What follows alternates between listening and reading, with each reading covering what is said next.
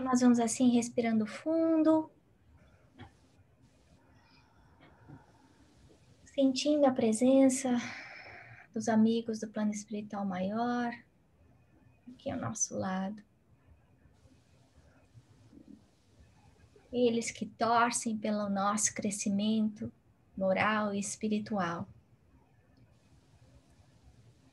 Vamos agradecendo pela oportunidade de estarmos aqui mais uma vez nessa noite, estudando as leis divinas,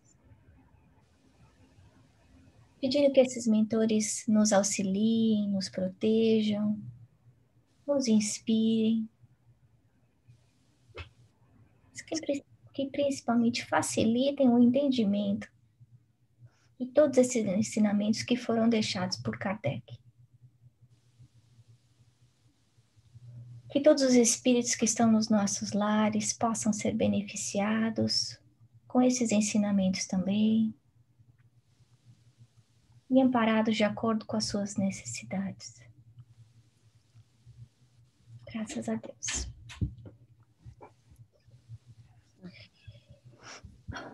Well. Então, hoje a gente vai estar falando primeiro de casamento e celibato e depois vamos conversar sobre obstáculos sobre a reprodução. Pode passar para o segundo. Pode passar para o terceiro.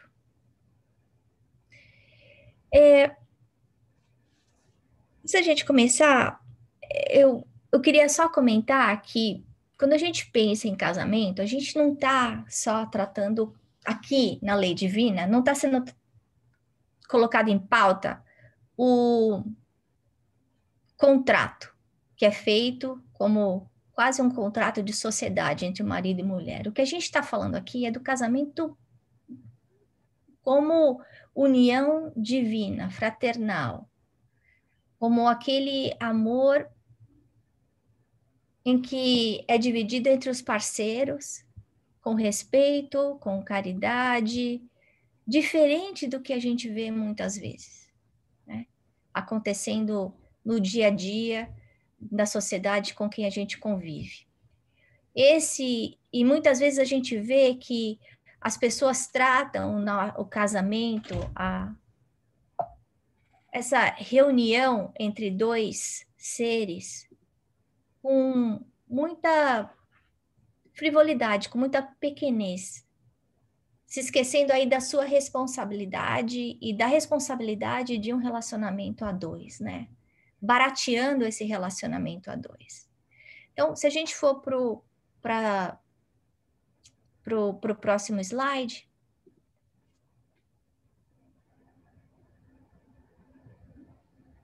Peraí, que sumiu tudo aqui. O que eu fiz?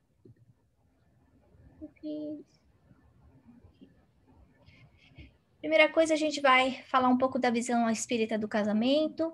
Depois, quando a gente for falar do celibato, se o celibato está certo, não está certo, a gente tem a lei de sociedade, então como é que o celibato pode ser uma coisa boa se a gente aprende a convivendo com o outro, né? Então, vamos aí para o próximo slide. Eu queria abrir agora para a gente conversar um pouquinho sobre o casamento, né? Acho que vocês aí devem ter lido as perguntas que eu pedi no Livro dos Espíritos, falando de casamento, mas antes da gente começar aqui, eu queria que a gente parasse e pensasse um pouco, né? O que seria uma sociedade sem um casamento? E aí quero que todo mundo comente. Não casamento, eu não estou dizendo casamento como contrato social civil. Eu estou dizendo casamento do ponto de vista de lei divina.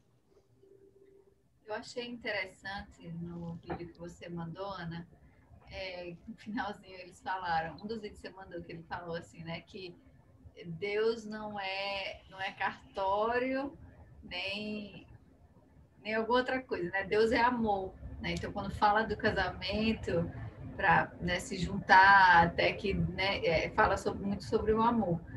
E aí, nas perguntas, ele fala, eu me lembrei também que até a gente começou quando a gente falou da lei da sociedade, né? Que a gente nasceu para viver em sociedade e que abolir o casamento significaria dar um passo para trás, regredir, acho que é uma coisa assim que fala, né? Porque a gente foi feito para isso, né? E essa relação não formal, não formal no sentido de só porque assinou um papel, mas de encontro, né, e de amor, ela faz parte da evolução. Falar que abolir o casamento seria regredir até a posições de menores que animais, que alguns animais, uma coisa assim, né? Ele fala um pouco isso. E uma coisa que isso aí que você está falando, complementando o que você está falando, o casamento é a primeira letra da construção da família, né? E a gente vê essa família como célula da sociedade. É dentro de casa que a gente aprende os valores básicos de aceitação, de amor próprio. É a nossa, a forma como a gente se vê depende muito da forma como a gente foi tratado dentro de casa. Se eu vim de uma família onde eu era valorizada, onde os meus esforços eram enxergados, onde a minha opinião era tratada com respeito, eu vou ser um tipo de ser humano diferente daquela criança que cresceu escutando que não valia nada, que não sabia nada, que era burra, que muitas vezes não recebeu um colo, um cafuné. Então, o casamento aí, como você bem disse, ele não está no aspecto do tratado, do contrato social.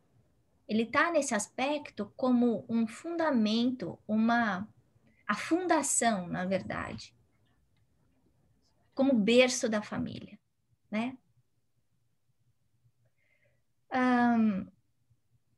Outra coisa que eu queria agora, outra pergunta para vocês. O que vocês acham que ia acontecer com a sociedade sem a família? Quebrar. Nesse mesmo texto, né, ele fala sobre relaciona o casamento com a lei do amor, né? Que o casamento é a forma que a gente exercita a lei do amor aqui em Terra, né? Seja do amor pelo filho quando nasce, do amor do homem pela mulher, que já traz desde a Gênesis no Velho Testamento, né? Deus criou o sexo masculino e feminino para viverem juntos e juntos se tornarem um só, né? Duas almas se tornam uma. Acho que quando você extingue o casamento dessa equação, você praticamente extingue essa conexão, né, com a lei do amor e esse momento de aprendizado que nós, como criança, temos, né, quando reencarnamos como bebê e passamos por aquela escola, alimentados de amor por essa união que existiu e aí refletindo isso nas nossas vidas. Então, para mim, é como se extinguiria essa constituição que a gente tem hoje de sociedade civilizada. Essa é pelo menos. E é importante a gente ter essa noção. Por exemplo, eu estava muito tempo atrás, tem um programa, eu acho que, não sei se é na HBO, Netflix, enfim, um desses canais aí acabam, que chama Vice, que agora ele ficou meio distorcido, já não é mais tão bom em termos de conteúdo, mas os assuntos que eles traziam eram sempre assuntos super atuais, super relevantes, e um deles falava do ISIS e da forma como o ISIS fazia como captava as pessoas para trabalhar no ISIS, como falando, recrutamento. E um dos jornalistas foi e ficou, acredite se quiser, semanas lá no ISIS, dentro do ISIS, do grupo lá. Foi o primeiro jornalista a conseguir entrar e sair vivo ali. E o interessante foi que o cara queria entender como é que americano pode fazer isso. E aí, de repente, o cara que era americano vem e destrói o próprio país. Não faz sentido uma coisa dessa, né? E ele chega à conclusão que essas pessoas são aqueles indivíduos que não conseguiam se encontrar dentro da sociedade, que eles não tinham a tribo deles, eles não tinham uma família, eles não sabiam o que era ser amados. Eles estavam procurando um grupo em que eles pudessem ser enxergados e tratados como gente, por pior que seja, né? E aí a gente vê, como a psicologia fala, que o ideal é receber o amor, mas pior do que não receber o amor é não receber nada. Então, até a agressividade é melhor do que o amor. Então, nessa sociedade completamente desvirtuada como o ISIS, que é violenta, agressiva, primária, né? Eles ainda se sentiam mais gente do que dentro do lar. Então, eu acho que essa é a primeira coisa que a gente tem que pensar do casamento. Agora, uma coisa para a gente pensar também é, tenho certeza que cada um de nós conhece pelo menos uma pessoa que não casou porque estava completamente, não apaixonada, mas que casou por conveniência. Casou porque estava ficando velha, casou porque era um bom partido, casou porque a pessoa era bonita e inteligente, casou porque queria sair de casa, mas se precipitou. Casou pensando, se não der certo, o que eu vou fazer? Eu separo. Separo. Né? Então, quantos amigos a gente tem? Família mesmo. Casou porque a namorada engravidou, né? É. Mas sem existir aquele amor de verdade, né? Que é o que segura, que é o que ele está falando aqui no Livro dos Espíritos. Se quiser passar para outro slide, Miguel, por favor. O casamento, para ele ser indissolúvel, o casamento que a gente vê no Evangelho falando que não separe o que Deus juntou, não é esse casamento vagabundo que a gente vê por aí. O casamento que fala não separe o que Deus juntou é o casamento que foi feito às bases do amor. O amor. Porque esse outro casamento, por conveniência, a gente vê tanta gente fazendo aqueles casamentos monumentais, com festas em castelo e fazendo um maior chururu, milhões de dólares, pronto, 9 meses depois terminou. Porque a união não era uma união verdadeira, era uma união por interesse, era uma união superficial, né? Então, quando o amor é real, e a gente vê isso nos livros de André Luiz, o tempo, o espaço, a morte do corpo não separa. Então, olha só que coisa linda. Quer dizer que se eu amo meu marido de verdade, quer dizer que eu vou encontrar com ele no plano espiritual? Eu vou. Mas e se a gente não tiver no mesmo padrão vibratório? Bom, um dos dois vai ter que trabalhar para isso. Então, o legal, assim, quando vê Miguel e Geice, Luiz e Aline, nossa, que bacana. Porque esse amor que vocês estão construindo aqui, trabalhando todo dia, de alguma forma vai continuar com essa união. É muito melhor do que quando um trabalha o seu lado espiritual e o outro fica estagnado. Porque a gente não sabe se vai continuar do mesmo jeito do outro lado. Porque vai ter uma conta diferente nessa matemática divina, né? Tinha mais uma coisa que eu queria falar sobre o casamento. Hoje, casamento tem diferentes versões, né? E eu vejo isso com meu filho mais e mais. É LGBTQXBI, é um monte de sopa de letrinha, né? De variações do que eu penso que eu sou, qual a minha sexualidade, o que eu nasci, o que eu virei, o que eu penso, o que eu quero.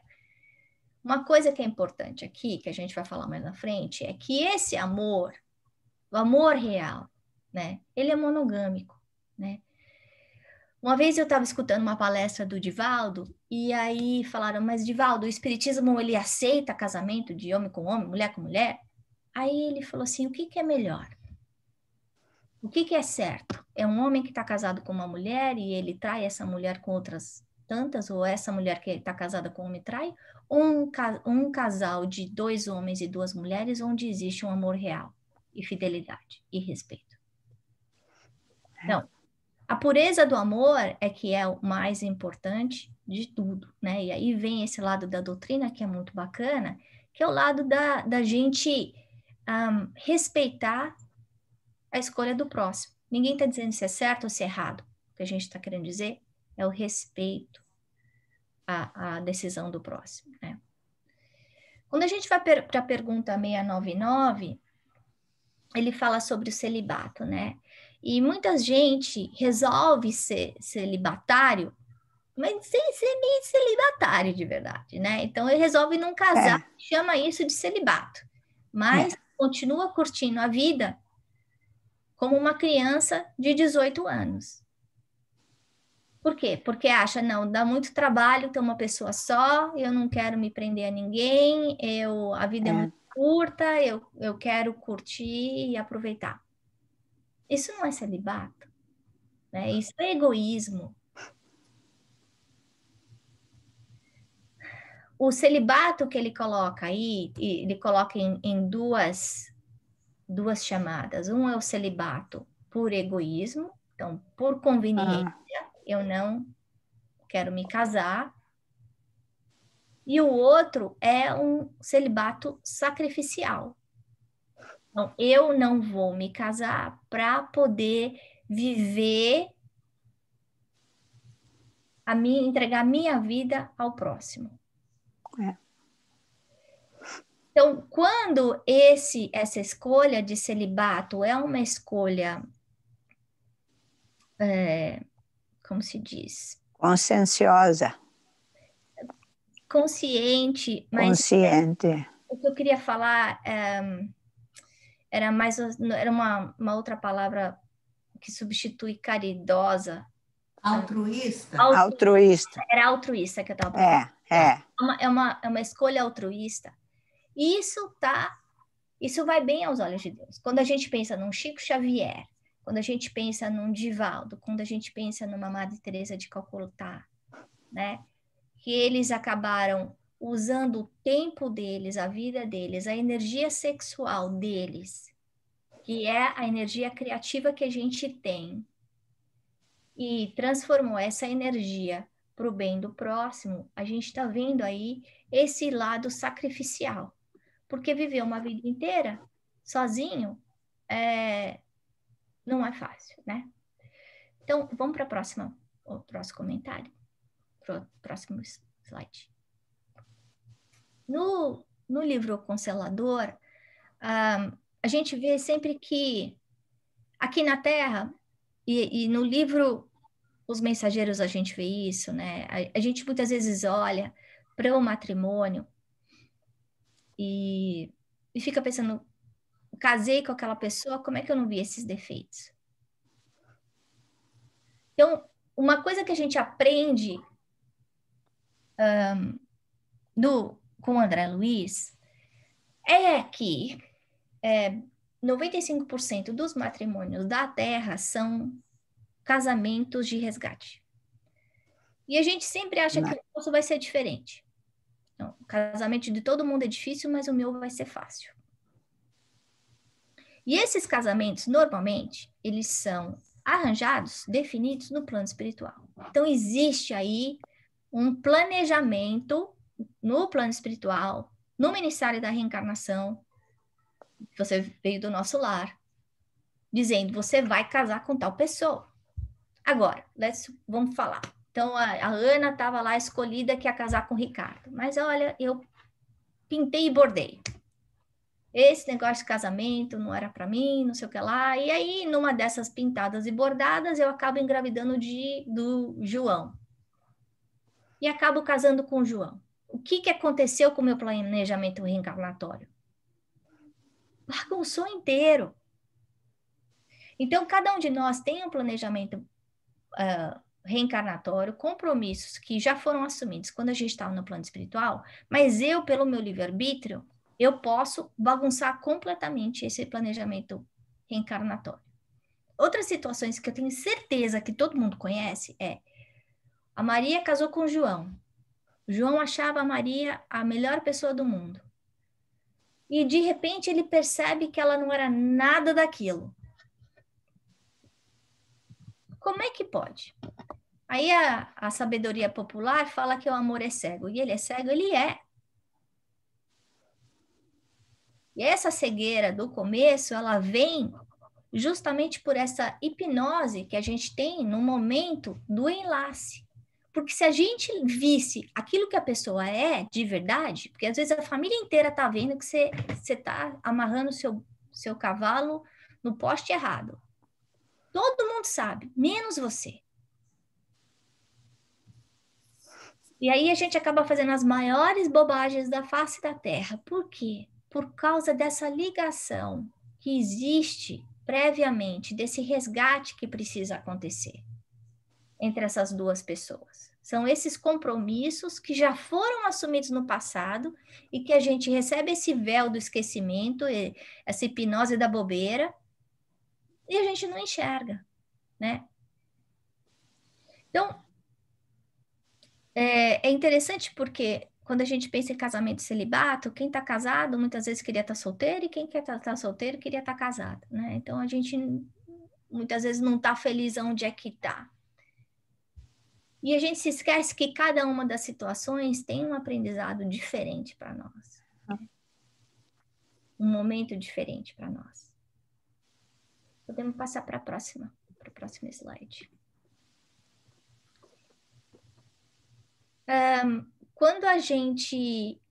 Quando eu estava vendo o livro Vida e Sexo, de Emmanuel, ele fala que o casamento ou a união permanente de dois seres, como é óbvio, implica o regime de vivência pelo qual duas criaturas se confiam uma à outra no campo da assistência mútua.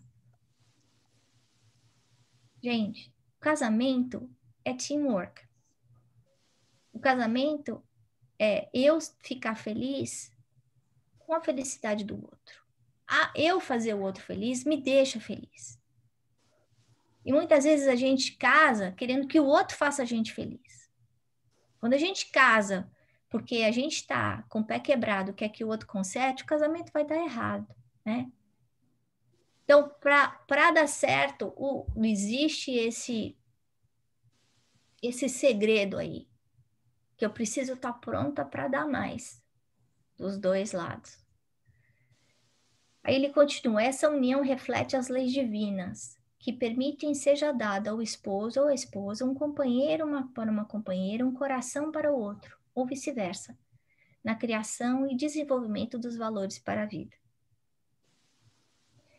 Eu lembro da minha mãe falando há muito tempo atrás, para mim, eu chegando aí nos 20 anos de casado, e vendo aí a mudança no meu relacionamento ao longo dos 20 anos, que para longe não é perfeito, né?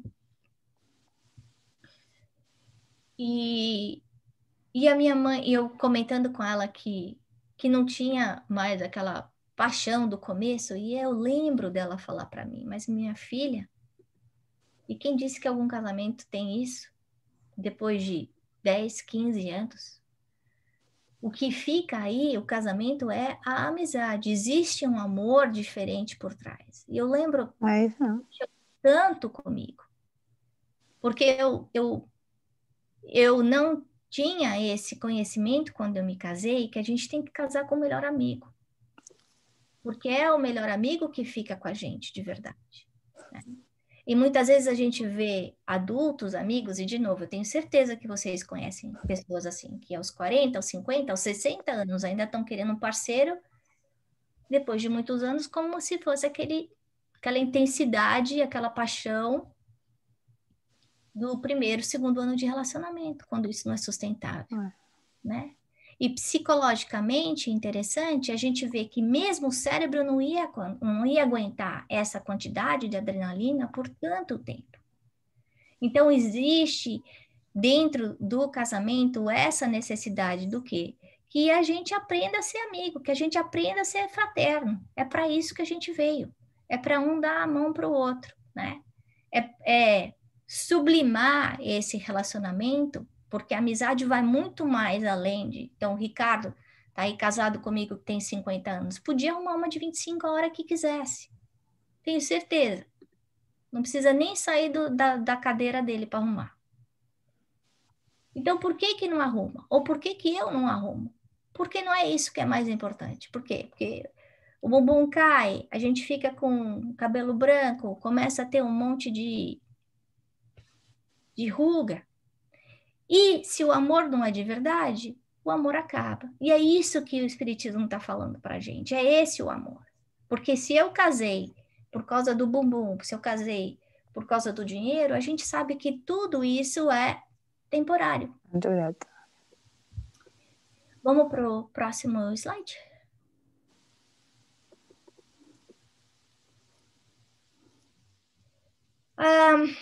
falando da parte do celibato, no livro Libertação, e a gente sabe que no passado era muito comum que o primogênito da família fosse forçado a ser padre, né? E que com isso a igreja acabou cometendo muitos erros, porque pegava uma pessoa que não tinha menor preparo para o serviço social e colocava essa pessoa no serviço social. No livro Libertação é exatamente isso que acontece.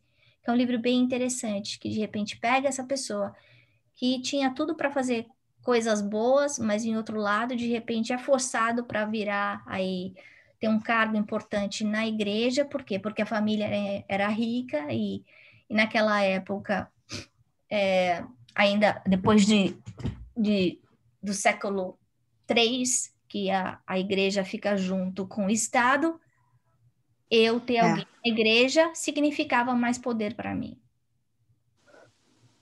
Então, é importante a gente ter esse entendimento que quando a gente opta pelo celibato, né, o celibato ele tem um valor para a vida eterna quando ele é adotado pelo coração, por livre e espontânea vontade. Quando existe um desejo de serviço ao próximo, de autoaperfeiçoamento.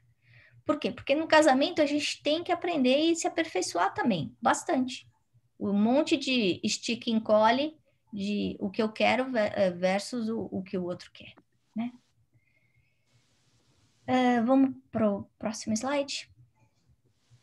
Bom, né, aqui o Livro dos Espíritos, na pergunta 701, ela fala da monogamia como progresso da humanidade. Deixa eu pegar aqui a pergunta.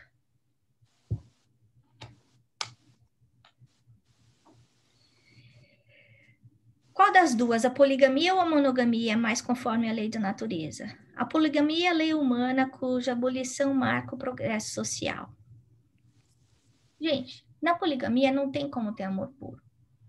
Por quê? Porque o que faz a poligamia é o amor carne a carne, é a pele, não é esse amor puro.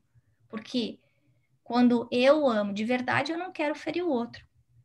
O casamento, então aí fala, o casamento segundo as vistas de Deus deve fundar-se na afeição dos seres que os unem. Na poligamia não há afeição real, mas apenas sensualidade, que é o que a gente estava comentando.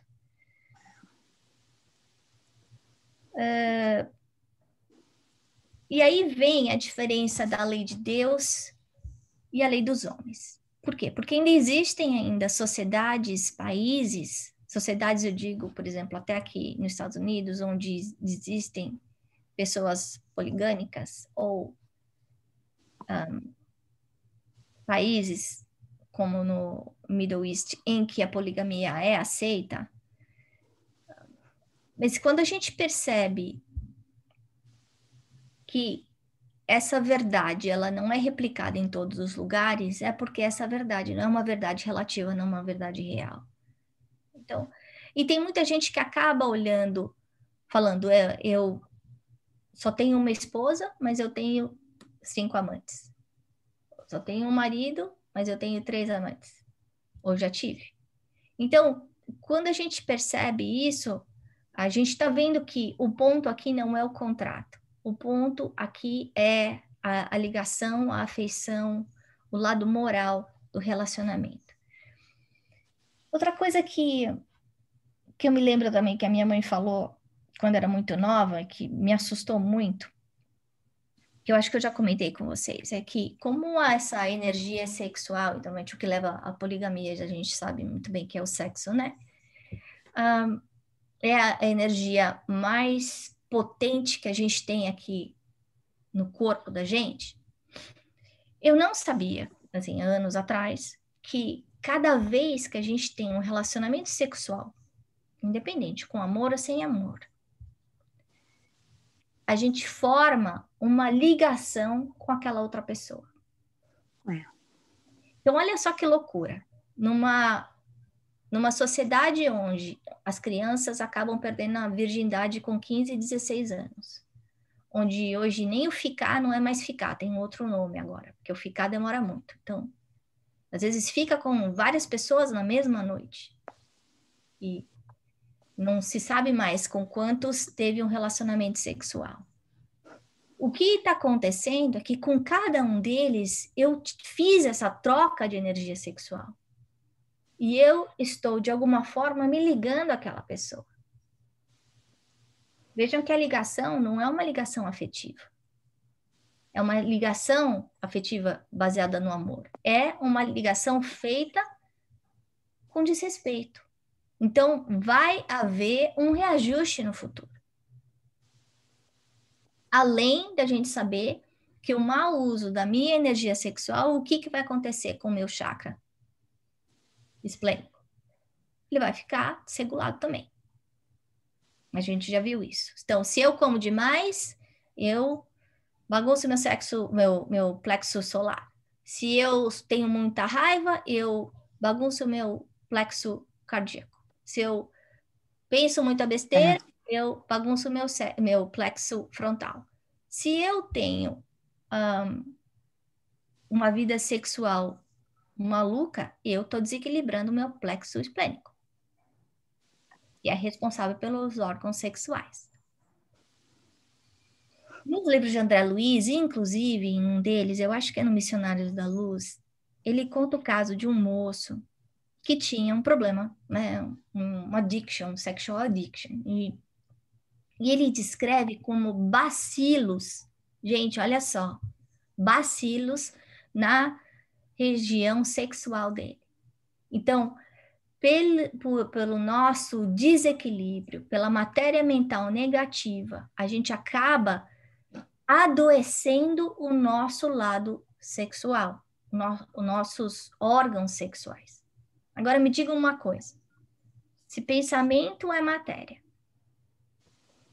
se eu estou colocando pelo pensamento esses germes, esses bacilos, o que é que está acontecendo com o meu perispírito?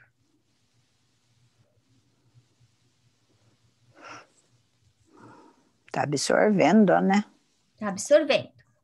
Então, o que vai acontecer na minha próxima encarnação? Com a minha parte sexual? Eu vou ter que recuperar isso, o equilíbrio disso, né?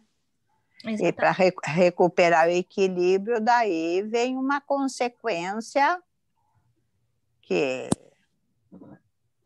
negativa para mim, justamente nessa parte sexual, né? Na parte ou da reprodução. É isso aí. Então, eu lembrar que pelo meu desequilíbrio nessa vida, e a gente está falando da energia sexual simplesmente porque a gente está falando aqui de casamento, celibato, poligamia, mas isso para tudo. O desrespeito à lei, ao uso do meu corpo, quando eu desrespeito o meu corpo, seja ele como for, eu de alguma forma vou estar lesando meu perispírito e depois eu vou estar sofrendo as consequências numa outra vida, né? Próximo slide, por favor.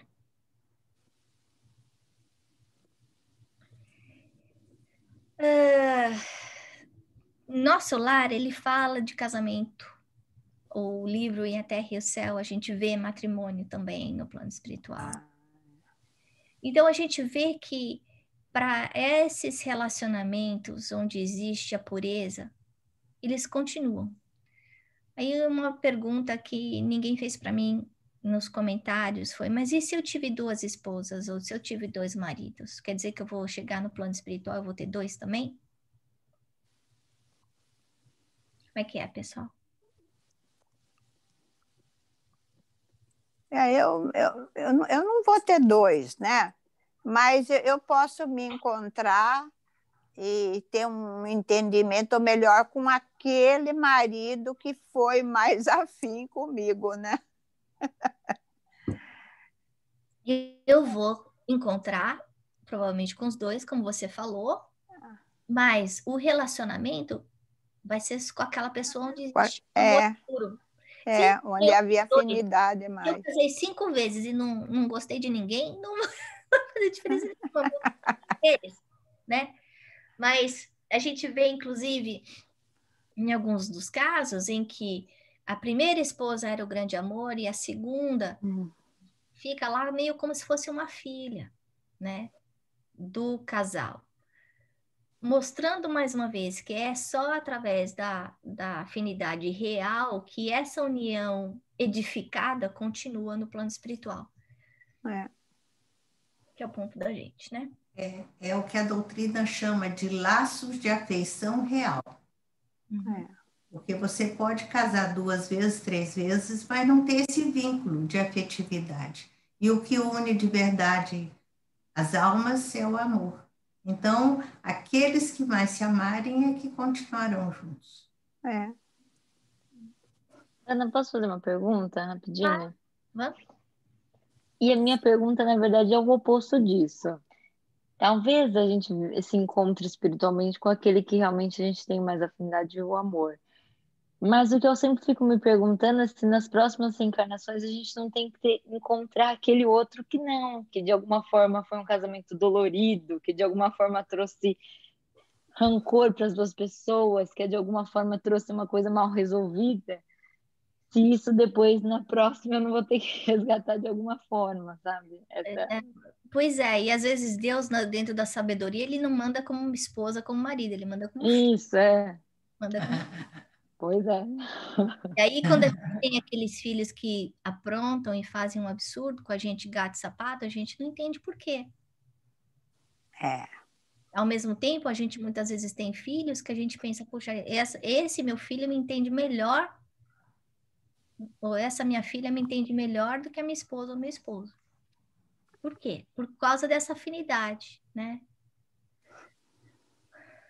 Mas eu acho que o principal é que à medida que a gente vai crescendo, esse amor, ele vai de alguma forma amadurecendo, e o amor é pelo outro, né? Não é o amor de pai, de mãe, de esposa, de filho, de filha, é o amor em si, de querer ajudar, de querer cooperar, de ser amigo, né?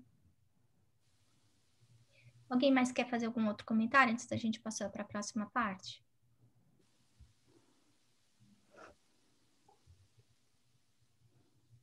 Tá. Então, podemos passar. Agora a gente vai falar sobre obstáculos à reprodução. Então, pode passar. Então, eu mandei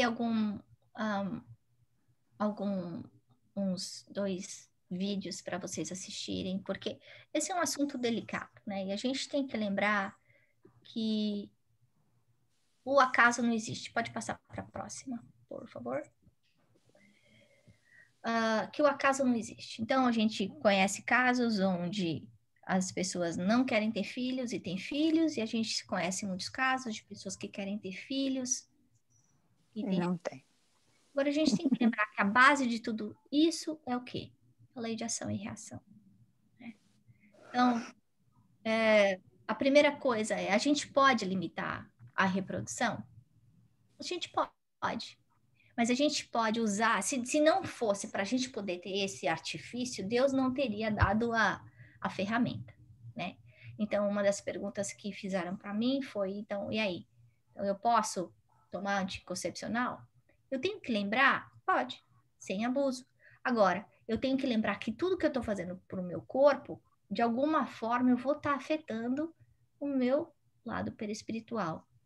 A doença, as minhas atitudes, elas comprometem não só o meu corpo físico, mas o meu corpo espiritual.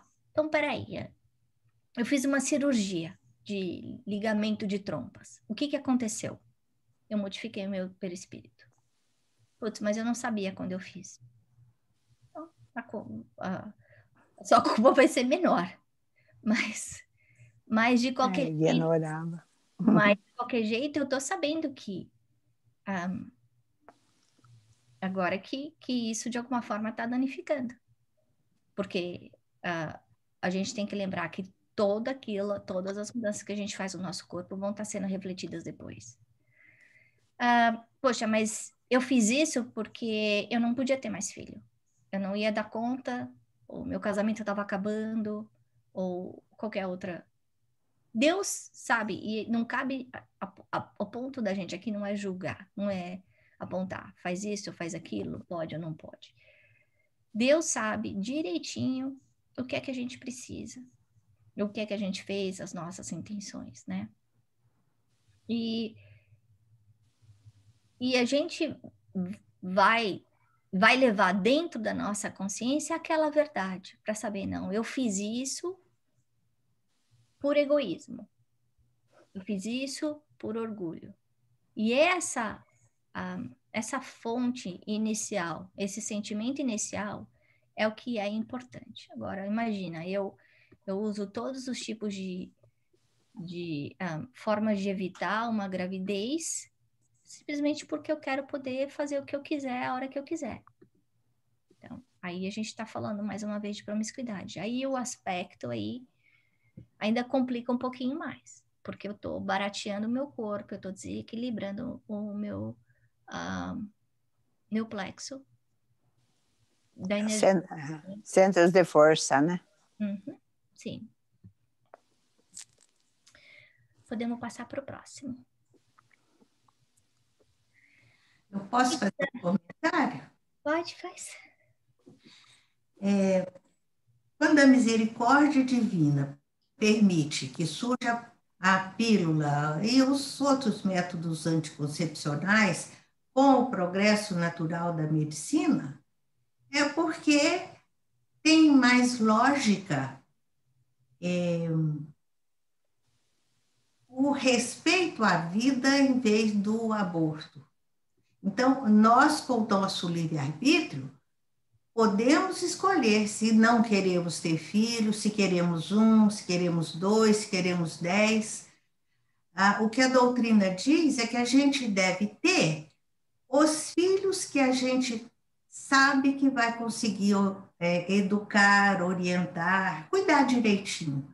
A doutrina espírita é diferente do catolicismo, que manda ter tantos filhos quanto Deus mandar. O catolicismo não aceita a pílula e os outros métodos anticoncepcionais, a não ser a tabelinha, né? Mas a doutrina espírita diz que não, que a gente deve pensar, discutir, combinar com o nosso cônjuge, ter o número de filhos que a gente acha que vai poder educar direitinho. Isso de ter filho assim, como galinha bota ovo, sem maiores responsabilidades no acompanhamento, na formação, na educação, não tem valor. É preciso qualidade acima de tudo, mais do que quantidade. Isso é muito... Eu acho que é importante isso que você falou aí, repetindo que Deus não daria para gente essas ferramentas se elas não fossem, não devessem ser. Você falou isso, eu pensei inclusive na anestesia. Eu vou arrancar um dente, claro que eu vou usar anestesia, porque se a misericórdia divina já permite que a gente tenha essa bênção, esse recurso, por que eu vou sentir dor? Uhum. Isso em relação a todos os benefícios que estão aí ao nosso alcance.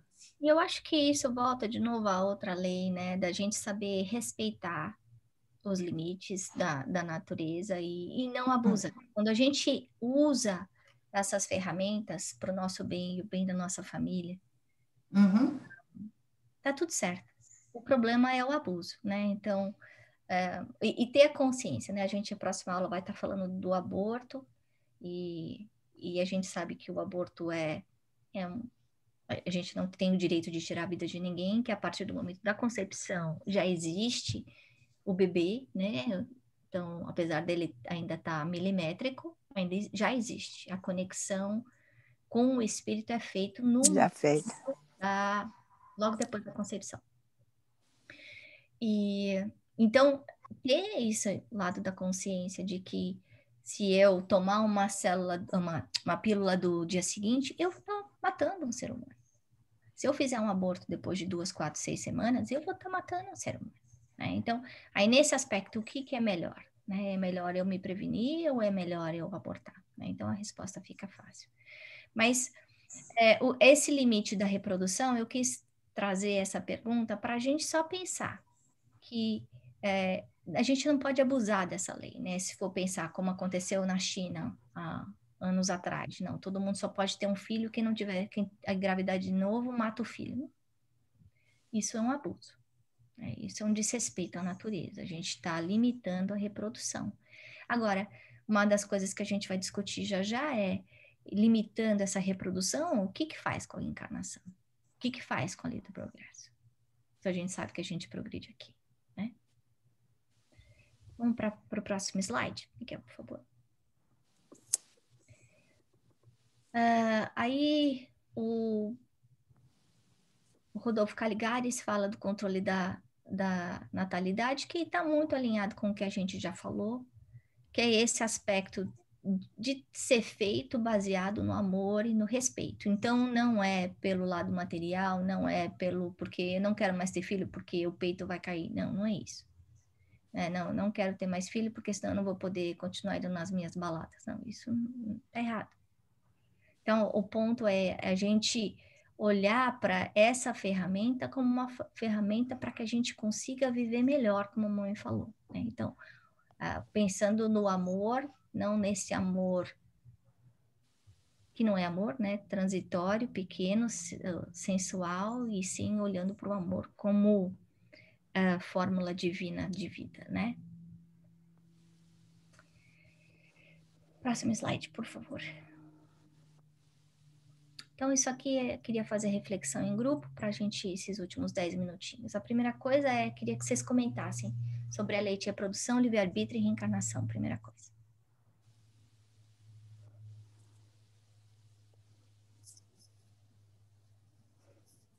Todo mundo muito quieto hoje. Obrigada, Luiz, pode falar.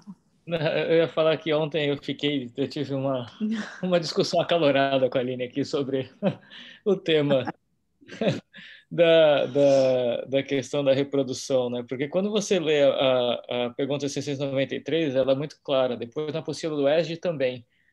E aí acho que o que ele fala um pouquinho mais, Allan Kardec comenta na resposta da pergunta 693 e a Joana de Ângeles, né? O trecho que é colocado na apostila do ESG da Joana de Ângeles, falando justamente do impacto do planejamento familiar na sociedade, né, como um todo, isso que me trouxe um pouquinho mais digamos assim, de conforto, né, da interpretação de que sim, podemos fazer um planejamento familiar sem afetar a lei divina, né, sem estarmos deturpando, sem estarmos quebrando a lei divina da reprodução e consequentemente do progresso.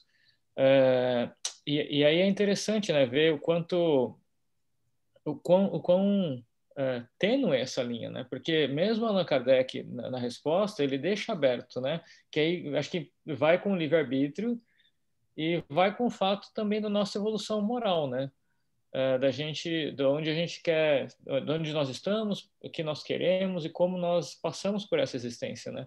Então, graças a Deus ou infelizmente, né? Dependendo de como a gente quer analisar, a gente não sabe a nossa missão.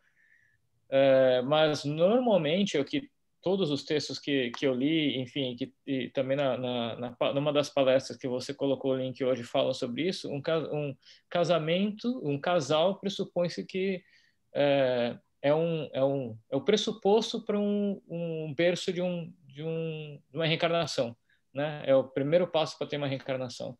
Então isso é algo que, enfim, né? A gente tem que ponderar sempre, né? E muitas vezes a gente vê, e acho que questões de escolhas, eu não estou julgando, pelo amor de Deus, não estou julgando ninguém, mas você vê casais que escolhem uma coisa e casais que escolhem outras, né? Então, e às vezes sem ter essa visão clara que nós temos, né, como espíritas, né, do plano maior, né, da nossa evolução e de poder propiciar o desenvolvimento de outras vidas. E o último comentário que eu vou fazer sobre o tema é a questão desse planejamento familiar, que a Joana de Ângeles chama atenção, e acho que isso é muito importante. Eu estava lendo um estudo que, se nós não melhorarmos nosso planejamento, isso como sociedade, né, familiar, em 2100, 1/3 da população praticamente será acima de 80 anos. E a África será o maior continente do mundo, terá mais de 3 bilhões de pessoas. com aquela infraestrutura precária que tem hoje. Então, é interessante a gente ver nosso papel não só no curto prazo, aqui como família, né? Mas também no planejamento de sociedade, né? Então, é interessante ver o quanto a Boa Nova, né, tem e pode influenciar esse desenvolvimento planetário, né? O quão relevante é esse tema, né? Uhum, uhum. E a gente tem que pensar também em todos os artifícios que existem hoje, né, para as pessoas conseguirem engravidar, as que não conseguiram, né? Pensando aí indo do outro lado. Então, fertilização in vitro, por exemplo. Enfim, todas as facilidades que a gente sabe que a ciência coloca à nossa disposição. É interessante a gente olhar para isso e olhar para essas tecnologias como oportunidade da gente trazer outros bebês, né? Porque a gente fica achando muitas vezes, não, se eu não conseguir, então é porque Deus não quis. Pode ser, pode não ser, né? A gente não sabe de nada, né? Então, às vezes pode ser, porque Deus não quis, porque eu não estou pronta, pode ser karma, pode ser porque eu preciso adotar, pode ser porque eu posso procurar outras coisas, né? Então, a gente sempre procura uma solução adequada. Outra coisa, complementando aí o que você falou dos casamentos, né? E eu vivi isso mesmo, né? Também de escolher conscientemente durante tantos anos, até os 36, trabalhar antes de ter filho, né? Quando eu li essa lição, eu fiquei pensando, putz, egoísmo puro, né? Porque a opção era não ter filho porque ia atrapalhar minha carreira. Então, a minha decisão era, eu estou investindo na minha carreira. Agora, eu lembro de falar com uma tia minha, que eu achei muito interessante, ela falou assim, Ana, mas se tiver que vir, pode vir como neto, pode aparecer na porta da sua casa, a gente sabe que Deus tem formas de colocar crianças na nossa vida, mesmo que seja serviço num orfanato, serviço em auxílio à infância, de alguma forma. Então, mesmo que por ignorância, por egoísmo, por orgulho, né, eu tenha optado por ter um casamento sem filhos e depois percebi, puxa vida, né, passou a hora, o relógio não perdoa. O que eu posso fazer? Dá para fazer? Dá para fazer. Tá. Então, é a gente lembrar disso, que Deus não mede todo mundo com uma escala reta, né? Que a Ana de hoje não é a mesma Ana de 10 anos atrás, que não é a mesma Ana de 20 anos atrás, que não é a mesma Ana de 30 anos atrás. As besteiras que eu fiz quando eu tinha 18, provavelmente eu não faria hoje. Então, se eu fizesse hoje, ele estaria... As consequências, com certeza, seriam muito mais graves do que as barbaridades que eu fiz quando eu tinha 18. Então, a gente saber, quando a gente estuda um capítulo complicado como esse, né, que pega no fundo de cada um de nós, de alguma forma, porque todo mundo tem os seus esqueletos dentro do armário, né? Então a gente ter essa consciência, e não é para, ai meu Deus, né? O que eu fiz, por que eu não consegui engravidar, ou o que eu fiz porque eu não engravidei, ou o que eu fiz porque eu fiz todas as noitadas possíveis quando eu estava na faculdade. Não é esse o ponto. O objetivo aqui, roubando aí as palavras do Luiz, é sem julgamento, é simplesmente para a gente ter conhecimento, para a gente entender, para a gente conhecer, e baseado no conhecimento que a gente tem agora, usar essas ferramentas de uma forma que a gente consiga viver melhor, né? Agora, voltando aí, quando a gente pensa nos países que são países velhos, como os países do norte da Europa, né? A gente acaba abusando isso de não ter filho. Por quê? Porque eu quero viajar, eu quero poder andar de bicicleta o tanto que eu quiser. É direito seu. Mas você está, de alguma forma, limitando a vinda de outros espíritos, que a gente sabe que tem 2/3, né? 3/3 de espíritos que tem que estar aqui na Terra, 1/3 está reencarnado, 2/3 está desencarnado. Tem 2/3 na fila. A hora que a gente quiser vir, a gente vai ter que entrar na fila também, né? E a gente vai rezar para ter um casalzinho que aceite a gente na hora que vier, né? Vamos para o próximo ponto, por favor. Miguel. Alguém quer comentar o controle de natalidade da parte física e a parte espiritual?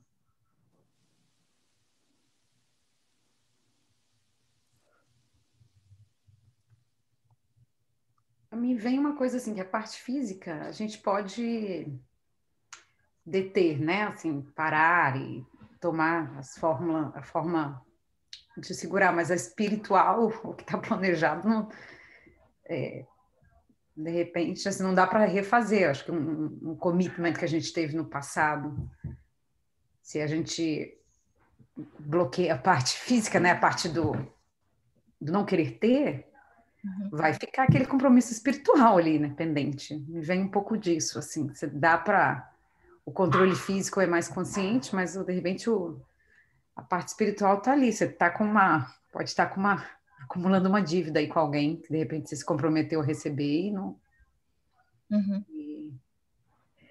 E não cumpriu, né, a sua missão, o seu comprometimento anteriormente feito. Então, o jeito que a gente consegue ajustar isso é através do bem, né? Quando eu faço, Jesus já falou, o bem apaga toda a imensidão de pecados. Como é que eu vou fazer o bem se eu não conseguir ter nenhum filho? Tá? Então faz pro filho dos outros. Tem tanta criança por aí precisando de ajuda. O que não falta é criança parada. E a gente não está querendo dizer para adotar, trazer para embaixo do seu teto. Não, pode ajudar de outras formas. Fazer dentro das nossas habilidades, possibilidades. Lembrando que o amor não tem fronteira, né? A gente sabe da família consanguínea e a gente sabe da família espiritual. Vamos para o próximo item, Miguel? Posso comentar uma coisinha? Eu estava pensando assim, como fazer, como saber qual é o nosso foco, qual é a nossa bússola, e dá muita tranquilidade para o nosso pensamento, para o nosso coração, lembrar que a doutrina ensina que do egoísmo e do orgulho é que provém todos os males. Então, em todos os momentos e circunstâncias da nossa vida, o primeiro passo deve ser pensar, eu estou pensando isso, sentindo isso, tomando essa decisão por orgulho, por egoísmo, e procurar neutralizar essa pendência que a nossa inferioridade, nosso singelo grau evolutivo nos leva, e trabalhar de uma forma racional para que as nossas decisões sejam sempre impregnadas de amor. Seja amor por mim, seja amor pelo espírito que viria reencarnar comigo, seja amor pelas necessidades aí mais imediatas do planeta, né? Mas a gente tem que estar atento mesmo em relação ao nosso egoísmo.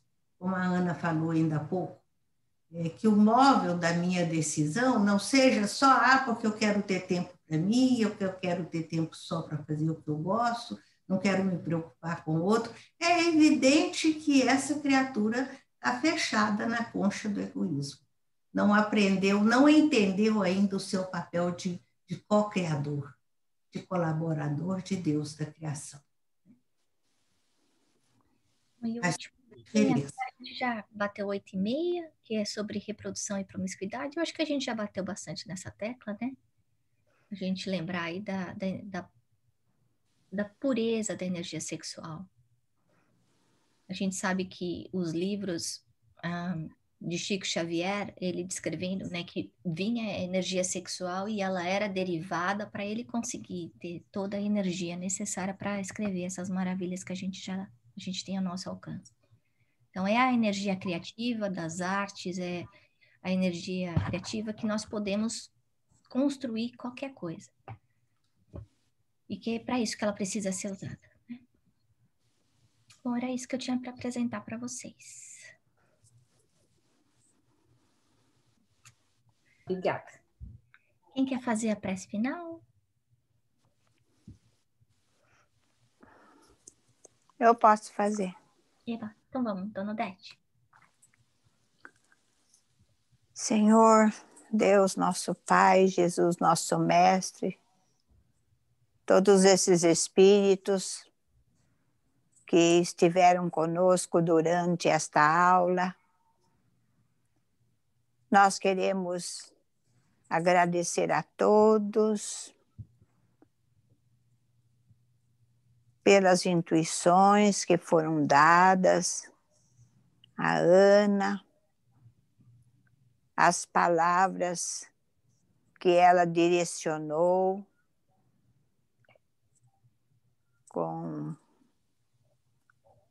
como palavras que trouxeram ao coração de todos nós uma reflexão sobre as nossas vidas, sobre o controle que conseguimos manter sobre esses assuntos da lei da reprodução, que são palavras que tocam ao coração, ao íntimo de cada um de nós, nos fazem refletir sobre as nossas atitudes, os nossos comportamentos e nos levam a mantermos a nossa esperança de que o que fizemos em tempos passados, nós temos muitas e muitas oportunidades para consertarmos o que fizermos de correto ou incorreto. Que Deus possa também nos ajudar a consertar, a recuperar, e temos essas oportunidades, né? E que nós tenhamos toda a força, toda a coragem moral para, além da reflexão, nós colocarmos em prática da maneira que nos for possível, né? Ações que nos ajudem no conserto das nossas atitudes passadas. Sabemos que vamos ter muitas oportunidades, que Deus sempre está olhando para o fundo de cada um de nós e que nós vamos ter essa esperança numa vida futura, esperança de que nós possamos nos cuidar para que nas próximas reencarnações, né, possamos ter forças, fé suficientes para essa retomada de equilíbrio nas nossas vidas. Que Deus, nosso Pai, que não desampara ninguém, possa nos ajudar. E Ele sempre nos ajuda. Que nós possamos pensar e levarmos essa nossa fé, essa nossa coragem avante. Que Deus nos abençoe a todos e que tenhamos uma boa noite, com a graça de Deus e de Jesus. Que assim seja. Graças a Deus. É. Obrigada, pessoal.